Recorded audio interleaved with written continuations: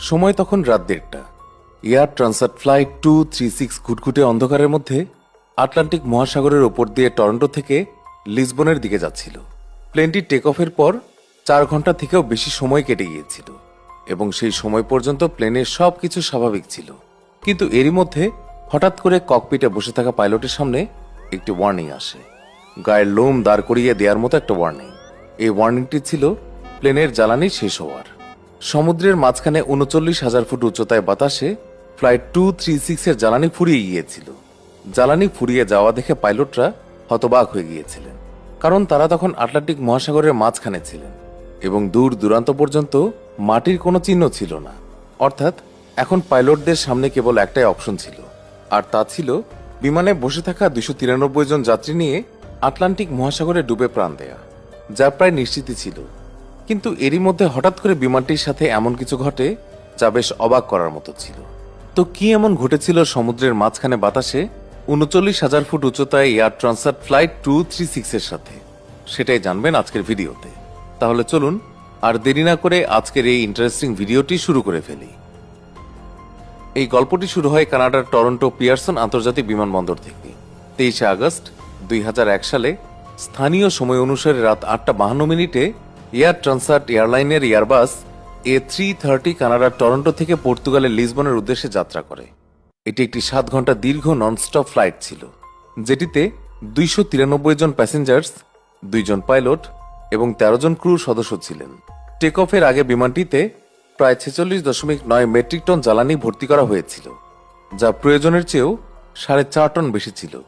প্লেনটি চালাচ্ছিলেন 48 বছর বয়সী ক্যাপ্টেন রবার্ট পিসে এবং 28 বছর বয়সী ফার্স্ট অফিসার ডার্ক ডি এগার। ক্যাপ্টেন পিসের প্রায় 16,800 ঘন্টা বিমান চালানোর অভিজ্ঞতা ছিল, যার মধ্যে 796 ঘন্টা তিনি এয়ারবাস A330 কাটিয়েছেন। অন্যদিকে ফার্স্ট অফিসার ডি এগারের প্রায় 4,800 ঘন্টার ফ্লাইট এক্সপেরিয়েন্স ছিল, যার মধ্যে 386 ঘন্টা তিনি এয়ারবাস A330 চালিয়েছিলেন, যার মানে ছিল এই 2 পাইলটই খুবই অভিজ্ঞ ছিলেন। যাত্রীদের বোর্ডিংয়ের পর স্থানীয় সময় অনুযায়ী রাত 8:52 প্লেনটি টেক অফ করে এবং মাত্র কয়েক মিনিটের মধ্যেই প্লেনটি বাতাসে 39,000 ফুট উচ্চতায় পৌঁছে যায়, যা এটির ক্রুজিং অ্যাটিটিউড ছিল। উড্ডয়নের পর প্লেনটি সোজা আটলান্টিক মহাসাগর পাড়ি দিয়ে একেবারে লিসবনেই অবতরণ করতে যাচ্ছিল। সেই সময় পর্যন্ত বিমানে সবকিছুই স্বাভাবিক ছিল। রাত হওয়ার কারণে অধিকাংশ যাত্রী তখন ঘুমিয়ে পড়েছিলেন। ক্রু সদস্য এবং পাইলটদেরও তেমন কোনো বিশেষ কাজ ছিল না। দেখতে দেখতে এভাবেই 4 ঘন্টা কেটে যায়। প্লেনটি এখন আটলান্টিক মহাসাগরের প্রায় মাঝামাঝি ছিল। এরই মাঝে হঠাৎ করে রাত 1:03 ক্যাপ্টেন রবার্ট পিসে ককপিটে একটি অস্বাভাবিক রিডিং নোটিস করেন। কিছু সময় পরে একটি এররও শো করা শুরু করে। সেই এররটি ছিল হাই ওয়েল প্রেশার, লো ওয়েল কোয়ান্টিটি এবং লো ওয়েল টেম্পারেচারের। এখন এই ধরনের দীর্ঘ ননস্টপ ফ্লাইটে এরকম ছোটখাটো এরর আসা নর্মাল ছিল। এমন পরিস্থিতিতে পাইলটরা নিজেরাই বা ক্রু মেম্বারের সাহায্যে ককপিটে বসে থেকেই সেগুলো ঠিক করে দিতেন। কিন্তু এয়ার ট্রান্সাট এয়ারলাইনের এই ফ্লাইটে যে এররটি দেখা যাচ্ছিল তা স্বাভাবিক ছিল না। ক্যাপ্টেন এবং ফার্স্ট অফিসার উভয়েরই এয়ারবাস A330 ভরপুর অভিজ্ঞতা ছিল, কিন্তু তারা তাদের পুরো ক্যারিয়ারে এমন এরর আগে কখনো দেখেননি, যার কারণে তারা দুজনেই কনফিউজড হয়ে গিয়েছিলেন যে এই এররটি আসলে কিসের ছিল। কোনো রকম উপায় না দেখে তারা ফ্লাইট ম্যানুয়াল খুলে এই এররটি সম্পর্কে জানার চেষ্টা করেন, কিন্তু ফ্লাইট ম্যানুয়ালেও এই বিষয়ে কোনো তথ্য ছিল না।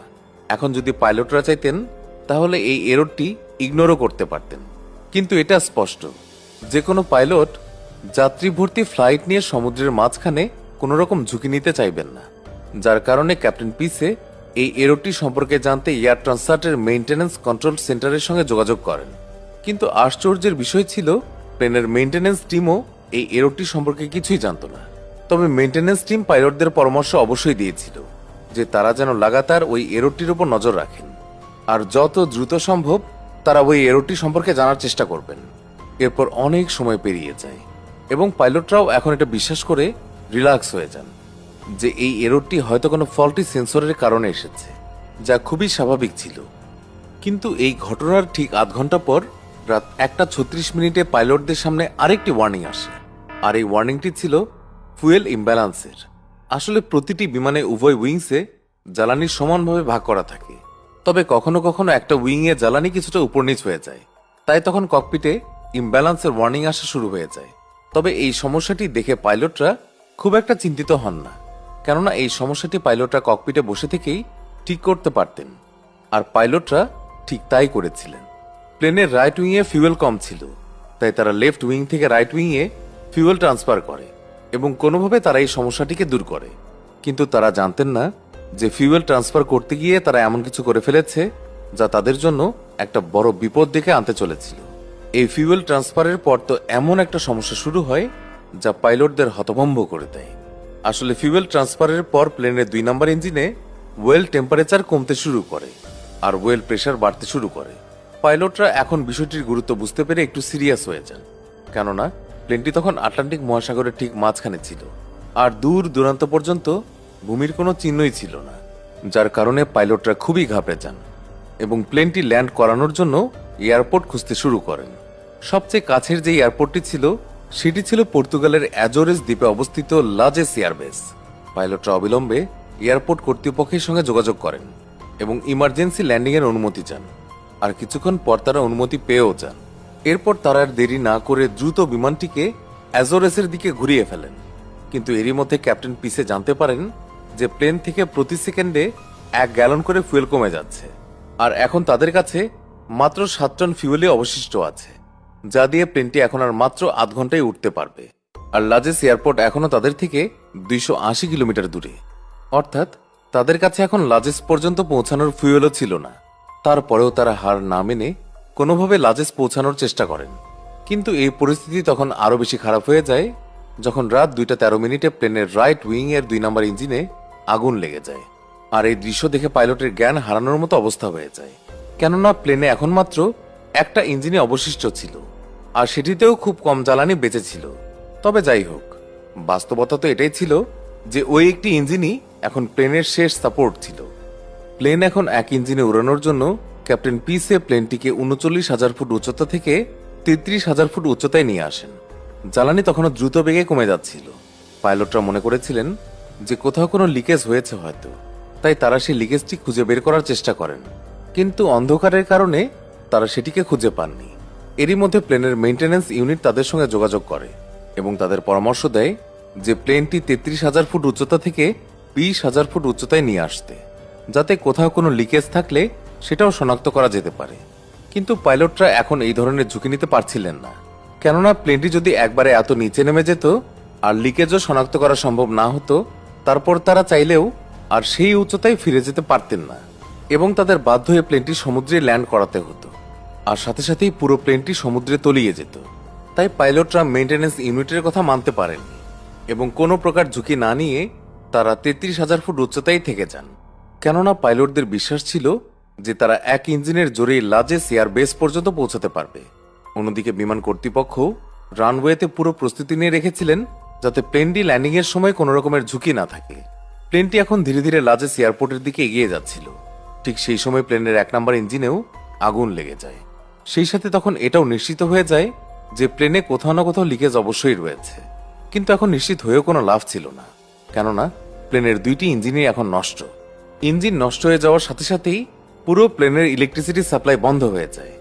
এর ফলে প্লেনে থাকা সমস্ত যাত্রীরা খুবই ভয় পেয়ে যায়। তবে র্যাম এয়ার টারবাইনের সাহায্যে ককপিটে তখনও ততটুকু ইলেকট্রিসিটি তো ছিল যা দিয়ে প্রয়োজনীয় ইকুইপমেন্ট চলতে পারে। প্লেনটি এখন 33,000 ফুট উচ্চতা থেকে 30,000 ফুট উচ্চতায় নেমে পড়েছিল আর এখন প্লেন গ্লাইডিং করতে শুরু করেছিল। এখানে প্লেন গ্লাইড করার মানে আমরা বোঝাতে চাচ্ছি যে কোনো প্লেন যখন কোনো ভার্টিক্যাল ডিস্টেন্স কভার করে তখন একই রেশিওতে সেটি হরাইজন্টাল ডিস্টেন্সও কভার করে আর প্রতিটি প্লেনের নিজস্ব একটি গ্লাইড রেশিও থাকে। সেই হিসেবে এয়ারবাস A330 গ্লাইড রেশিও ছিল 15:1, অর্থাৎ এই প্লেনটি প্রতি 15 ফুট এগিয়ে গিয়ে 1 ফুট করে নিচে নামে। আর এখন লাজেস এয়ারপোর্ট আর প্লেনের দূরত্ব মাত্র 121 কিলোমিটারই বেঁচে ছিল, যা গ্লাইডিং করে কভার করা সম্ভব ছিল। কিন্তু ঠিক সেই সময় পাইলটদের সামনে আরও একটি সমস্যা এসে হাজির হয়। প্লেনটি গ্লাইড করতে করতে অ্যাজোরেস দ্বীপের এত কাছে পৌঁছে গিয়েছিল যে এখন প্লেন আর দ্বীপের মধ্যে মাত্র 15 কিলোমিটার দূরত্বই বেঁচে ছিল। কিন্তু সমস্যা ছিল যে প্লেনটি তখনও 20,000 ফুট উচ্চতায় ছিল, আর যদি এত উচ্চতা থেকে পাইলট বিমানটিকে ল্যান্ড করানোর চেষ্টা করতেন তাহলে বিমানটি ক্র্যাশ ল্যান্ডিং এর অনেক বেশি সম্ভাবনা থাকত, যার কারণে পাইলট এয়ার ট্রাফিক কন্ট্রোলের সঙ্গে যোগাযোগ করেন। এয়ার ট্রাফিক কন্ট্রোল পাইলটকে ল্যান্ডিংয়ের আগে একটি 360 ডিগ্রি পারফর্ম করার পরামর্শ দেয়, আর পাইলট ঠিক তাই করেন। প্লেনটিকে একটি বৃত্তে অর্থাৎ 360 ডিগ্রির একটি চক্কর লাগান, যার কারণে প্লেনটি 20,000 ফুট উচ্চতা থেকে 5,000 ফুট উচ্চতায় নেমে আসে। কিন্তু এই উচ্চতাও ল্যান্ডিংয়ের জন্য নিরাপদ ছিল না, তাই পাইলটরা প্লেনটিকে বেশ কয়েকটি এস টার্ন পারফর্ম করান, যার ফলে প্লেনটি 2,000 ফুট উচ্চতায় নেমে আসে। আর এটি প্লেনটি ল্যান্ডিংয়ের জন্য একদম পারফেক্ট অ্যালটিটিউড ছিল। পাইলটরা এখন বিমানটিকে লাজেস এয়ারবেস রানওয়েতে নিয়ে আসেন, কিন্তু এই ধরনের ল্যান্ডিংও বিপদমুক্ত ছিল না, কেননা ল্যান্ড করার সাথে সাথেই প্লেনের 12টি চাকার মধ্যে 8টি চাকা সম্পূর্ণভাবে লকড হয়ে যায়, আর প্লেনের গতিও 370 কিলোমিটার পার আওয়ার ছিল। এত হাই স্পিডে থাকার কারণে প্লেনটি রানওয়ে স্পর্শ করার সাথে সাথেই একটি শক্তিশালী বাউন্স খায়, তারপর রানওয়েতে এগিয়ে যেতে শুরু করে। প্রায় 2300 মিটার চলার পর বিমানটি থেমে যায়। ততক্ষণে বিমানের বেশিরভাগ টায়ারই ফেটে গিয়েছিল, কিন্তু বিমানবন্দরের ক্রুদের সতর্কতার কারণে বিমানটি বড় ধরনের দুর্ঘটনার হাত থেকে বেঁচে গিয়েছিল। ল্যান্ডিং এর সময় যাত্রীরা প্লেনের ভেতরে প্রচুর দৌড়াদৌড়ি শুরু করে দিয়েছিল, যার কারণে প্রায় 14 জন যাত্রী এবং 2 জন ক্রু সদস্য ছোটখাটো আঘাত পেয়েছিল, তবে কেউই বড় কোনো ক্ষতির সম্মুখীন হননি। পরবর্তীকালে এয়ার ট্রান্সাট এয়ারলাইনের ফ্লাইট 236 ইঞ্জিন ছাড়াই পৃথিবীর ইতিহাসের সবচেয়ে লম্বা দূরত্ব 121 কিলোমিটার পর্যন্ত গ্লাইড করা প্রথম প্লেন হয়ে উঠেছিল, তাই এটিকে অ্যাজোরেস গ্লাইডারও বলা হয়। ঘটনার পর পর্তুগিজ অ্যাভিয়েশন ইনভেস্টিগেশন ডিপার্টমেন্ট বা জিপিআইএ তদন্ত করে জানতে পারে যে টেক অফের আগে মেইনটেনেন্স কর্মীরা প্লেনের হাইড্রোলিক সিস্টেমে একটি ভুল পার্ট ইনস্টল করে দিয়েছিলেন, যার কারণে টেক অফের কিছুক্ষণ পরেই সেই পার্টটি নষ্ট হয়ে যায় এবং ফিউয়েল লিকেজ শুরু হয়ে যায়, যার কারণে প্লেনের 2টি ইঞ্জিনই পুড়ে যায়। এই ঘটনায় এয়ার ট্রান্সফারও দোষী ছিল, তাই কানাডিয়ান সরকার কোম্পানিটির উপর আনুমানিক $2,50,000 কানাডিয়ান জরিমানা লাগায় এবং এয়ারবাসও ভবিষ্যতে তাদের সমস্ত প্লেনে প্রয়োজনীয় পরিবর্তন আনে, যাতে আগামী সময়ে এই ধরনের সমস্যার সম্মুখীন আর হতে না হয়। তো বন্ধুরা, এই ছিল আজকের ভিডিওটি আপনাদের কাছে কেমন লাগলো তা আমাদেরকে কমেন্ট করে অবশ্যই জানাবেন। ভালো লেগে থাকলে অবশ্যই একটি লাইক করবেন। নিয়মিত এরকম ইন্টারেস্টিং এবং ইনফরমেটিভ ভিডিও দেখতে আমাদের অদ্ভুত বাংলা চ্যানেলটিকে এখনই সাবস্ক্রাইব করে রাখুন। ধন্যবাদ সবাইকে।